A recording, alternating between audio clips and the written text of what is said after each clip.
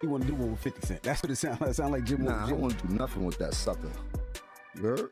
Leave him out the conversation. That bullshit. Have you seen Jimmy talking about we Gucci boo boo? He in the Gucci store. Talking about we Gucci boo boo. The Black King was going fuck Jimmy like Marita Manera. They did the remix. It was the biggest alley-oop he could do for me. I understood a lot about music, and at that time, people were looking at the wrong way, and I was looking at the right way. Who is Jim Jones? Like, he's not on anyone's top 10 list. He's not no one's top 10 list, maybe not even his 50 Cent just blasted Jim Jones for trash-talking Nas, and it didn't stop there. He even pulled out some rare footage showing Jim switching sides on Jay-Z. 1 minute, Jim was calling Jay soft. The next, he's out here begging for a Roc Nation deal. If I told you I was in the Roc Nation office, how would you feel about that? Huh? You think I was lying? That's clear enough for you? Everybody knows 50 has never been cool with Jim or Jay, but he's always shown respect to Nas. So when Jim started talking wild, saying he's better than Nas and even claiming he made Nas go viral again, 50 wasn't having it. He took that real personal. What I did for Nas probably never been done for him in his life. He's never been that viral at all, ever. What 50 just exposed isn't just about Jim throwing shade at Nas. It runs way deeper. This is about Jim's long track record of switching sides and moving real sneaky. He's been out here flip-flopping for years. One day he's beefing, the next he's begging, especially when it comes to Jay-Z. Check this out. Jim spent over a decade throwing jabs at Jay. He even went as far as slapping one of Jay's execs. But when the tables turned and Jim needed a deal, he came crawling right back, calling Jay a hero and begging to get signed. Straight up wild behavior. Now 50 is using all this to remind folks exactly who Jim really is, someone who picks and chooses sides when it benefits him, with no loyalty, no backbone, and no real respect. Especially not for the culture he always claims to stand for. But that's just scratching the surface. Jim's weak diss toward Nas ended up backfiring big time, because it gave people like 50 the perfect chance to drag out the receipts and show the world Jim's real stripes. Let's break down how Jim went from dissing Jay to straight up bowing down. Shouldn't be able to say your name until they done something in the genre of music. I've done too much in this music to even have to answer that question. Like Jim Jones, who is Jim Jones? We all know 50 Cent never holds his tongue when it comes to calling out fake moves, and now he's calling Jim Jones Jay-Z's lapdog after that wild diss toward Nas.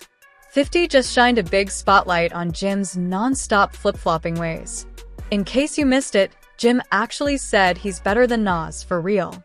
He even clashed with Shannon Sharpe, claiming he could run circles around Nas in the booth. Wild claim. I'm way more influential than Nas, and I don't care what nobody say. I know I made a little boo-boo when you talk about the sales and all this type of shit. I don't feel like getting into that rhetoric about where I started and where he started. Well, you said that. But listen, Nas was nice when I was in high school. When I was in 10th grade, Nas came out. Nas was dope. We appreciated him. He had a little bit of run. But Nas always came up second to Jay and DMX and all these other people. Like, he Ain't never no had shame in that. There a lot of folks came up second to Tom Brady. He never had that. Even after a bunch of rappers called him out for saying he's better than Nas, Jim didn't back down. He doubled down hard. He even had the nerve to brag that he made Nas relevant again, claiming Nas hadn't been hot since that beef with Jay-Z. Straight up. What I did for Nas probably never been done for him in his life. He's never been that viral at all, ever. Ever. He's never been talked about like this ever in his life. Since Jim decided to bring Jay's name into it, you already know 50 Cent had to jump in and remind him about his messy history with Jay. And 50 didn't waste any time. He dropped an old clip of Jim at Roc Nation HQ, looking all hyped and starstruck like a fanboy. Then 50 slid in with a savage caption. Someone asked me if I got more enemies than friends. I thought about it and said yes. Poor me. I'm suffering from success. LOL. Total mic drop. You might think 50 is just being petty, but when you know the full story between Jim Jones and Jay-Z, that post hits way harder. Jim spent 13 years going hard at Jay with public shots, diss tracks, and even real-life street run-ins. But when it suited him, he did a full 180, begging for Jay's co-sign, like none of that ever happened. And that's 50's whole point right there. Jim's shady diss at Nas is backfiring badly because it's digging up his old messy past and putting it right back in the spotlight. But wait, how did Jim go from dissing Jay and even slapping one of his execs to straight up begging for a Roc Nation deal? Let's rewind real quick. It all kicked off in 2002 when Cameron and Jim Jones were brought into Rockefeller by Dame Dash. Jim even said Cam was promised a VP role at Rockefeller. But Jay? He never said anything publicly about it. Later that year, Cam told the source that tension with Jay was already brewing. Then it got even spicier. Jay recorded a remix of Cam and Joel Santana's hit Oh Boy and threw in a verse dissing Nas. But Cam and Jim weren't feeling it at all. They refused to release the remix, and Cam even deleted Jay's verse later, saying he wasn't going to let Jay use their record to fuel his beef. I did a little something for you in the studio. I was coming in the studio, he was walking out. So I'm like, then he had something to Oh Boy. And I was like, this is Old Boy's already #1? Yeah, it's popping. This, all right. Yeah, this is popping. Let's be clear. Yeah, this is popping Old Boy. The rough draft for Old Boy. No, this is when Old Boy's already lit. Right. You on tour. Right. So I listened to it and I was like, erase that shit. That moment set the whole vibe moving forward. Jim and Cam felt like Jay had zero respect for them, and that's when the sneak dissing really kicked off. Jim started taking shots at Jay nonstop in interviews and on the radio, calling him out for being too corporate and completely out of touch with the streets. To it, there seems to be some drama. You and The Roc, Jay-Z, you try to diss. You did diss him. I just nobody. You dissed him. I dissed Michael Jordan. Oh man, we just there's no drama, man. No, we're gonna get to that. Shouts to Dave Dash, who started Rockefeller Records. If y'all don't know, he's responsible for Rockefeller getting off the floor. That started in Harlem. You know what I'm talking about? Jim was doing everything he could to make it clear that Dipset was raw, loud, and street-heavy, while Jay was playing the clean-cut business game. Jim leaned hard into that contrast, pushing the idea that the streets had outgrown Jay and left him behind. No, that bit. I'm on there, brother. Hold on, after this, see middleman. I'm on there, Jones. Capo. Burning the streets up. Y'all know what it is, man. Purple Haze coming out. My dude Cam album coming out. Joel Santana, he's slated for September. You know what they call me, Geronimo Pratt. Dipset, the new Black Panther. No problems. I promise you that. At first, Jay didn't clap back directly. He stayed quiet, but everybody could feel the tension bubbling inside Rockefeller. Then, in 2006, Jim dropped We Fly High, and that ballin' catchphrase took over the culture. Jim finally had a solo smash on his hands, and that's when Jay-Z decided to step in. But he didn't show love. Instead, he dropped Brooklyn High, a remix using Jim's own beat, and it wasn't a tribute. It was a straight-up diss. Jay went in on Jim, mocking his flow, his bars, even his ad-libs. It was cold, calculated, and straight-up dismissive. But Jim wasn't going to let that slide. He fired back with the beef mix, flipping the same beat and going directly at Jay, calling him old, out of touch, and weak. But this beef didn't stay on wax. It spilled into real life fast. In 2008, Jim was caught on security footage putting hands on someone inside a Louis Vuitton store. Later, it came out the guy was none other than Jay-Z's longtime A&R, Lenny Santiago.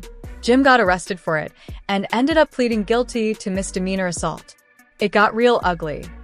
Jim Jones, the rapper's going down.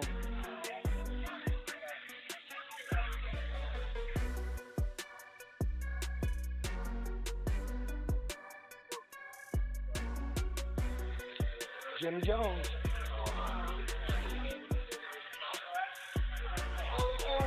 Now, Jay didn't say a word publicly about the incident, but behind the scenes, the message was loud and clear. This wasn't just rap beef anymore. It got personal.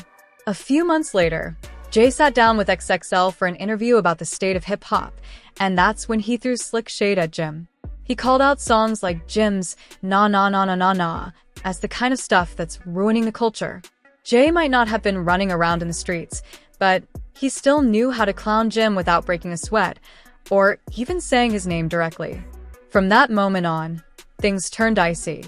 Between 2010 and 2015, there were no more dices, no public run-ins, just a quiet Cold War. No words, just pressure.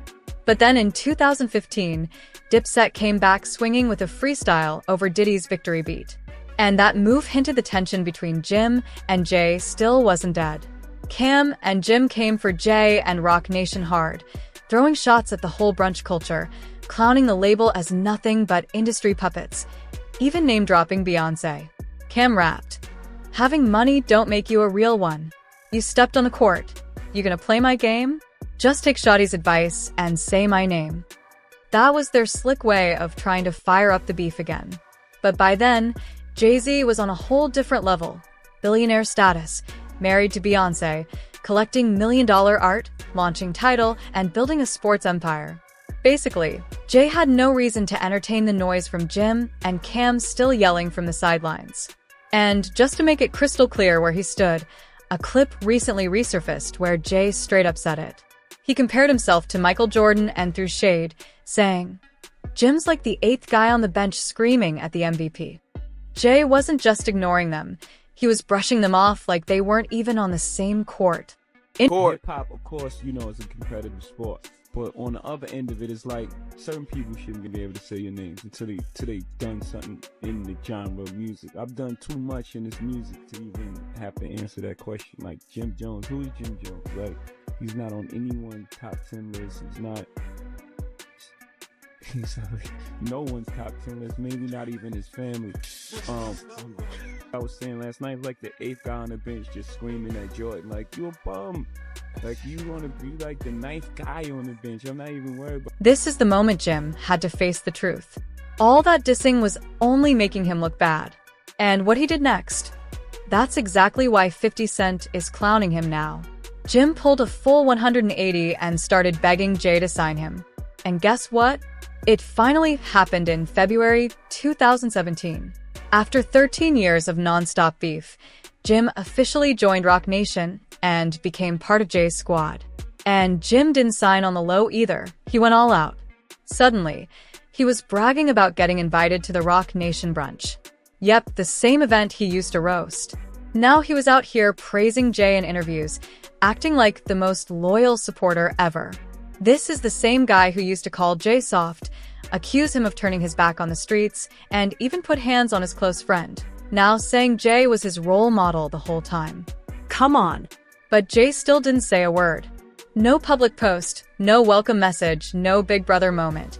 Just one lonely photo of him and Jim floating around. And even in that pic, Jay looks like he'd rather be anywhere else. Jim finally got a seat at the table, but Jay made it crystal clear. They weren't equals, and they never would be. Jim was just another name in the Roc Nation files.